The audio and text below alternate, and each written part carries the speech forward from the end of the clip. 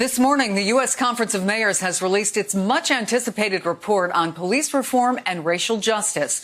And it's offering several key recommendations on how police departments and the communities they serve can effectively implement reform efforts to build trust and improve public safety. The report comes just days after Chicago was put on lockdown after looting and violence. At least 100 people have been arrested.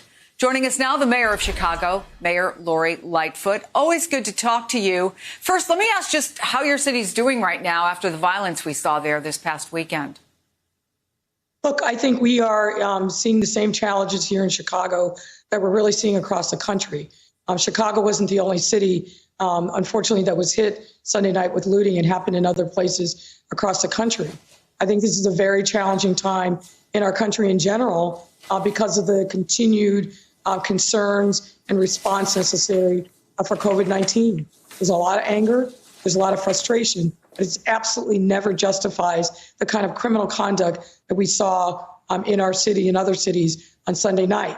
These are organized robbery crews. Certainly there are people that are opportunistic, but the reality is we have to stand up and unite as a city and stand against this kind of bald criminal activity. I've been very direct with our law enforcement folks, particularly our prosecutors. We've got to bring these people out of the shadows, and we've got to bring them to justice.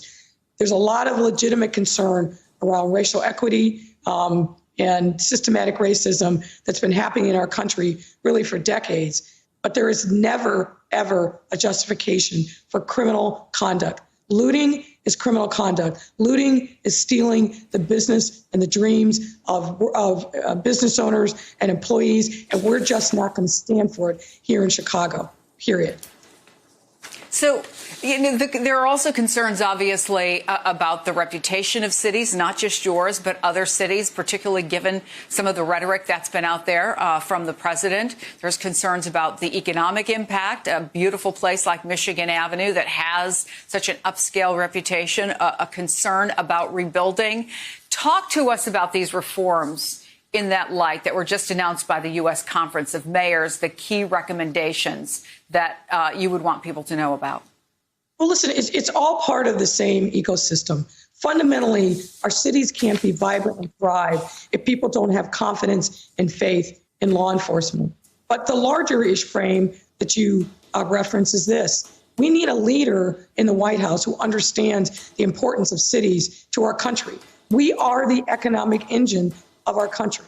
And if we don't have a leader who understands that and gets that and is going out of his way to support cities, not just from sending in the troops, but really understanding the importance of the economic vitality of our cities. Our cities have been hit hard by the economic downturn occasioned by COVID-19. We are still looking for support from the federal government to make sure that all of us can get through this on the other side and recover in as much robust way as possible. And we're not seeing the kind of leadership that we need from the White House to help our cities at a time of greatest need. We are experiencing all over the country, not just Chicago, depression-like economic conditions. Our businesses are crying out in pain. Our employees are on the street. Unemployment is going through the roof. We all know that. We see the numbers. We need a plan from Washington, D.C. that responds to the realities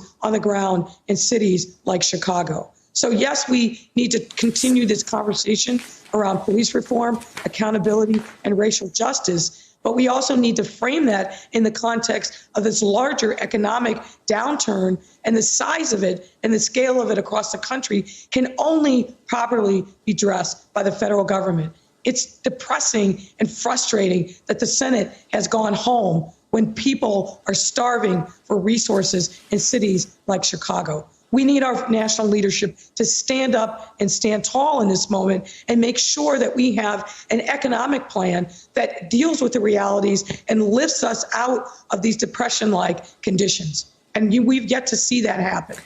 Hey there, I'm Chris Hayes from MSNBC. Thanks for watching MSNBC on YouTube. If you want to keep up to date with the videos we're putting out, you can click subscribe just below me or click over on this list to see lots of other great videos.